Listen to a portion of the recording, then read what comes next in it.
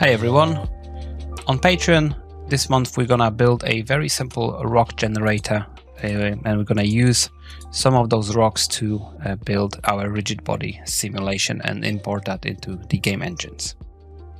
So let me show you what I've got in Unreal Engine. I've got three examples. The first one is just a rigid body using the material fracture. The second one, I wanted to show you an example with a collision. So it seems like something might be coming from the ground, like a zombie character or some sort of ability that you might have in game. And the third one, it's the same rock, but we are just using the pre-fracture geometry, which we're gonna cut using the Voronoi technique.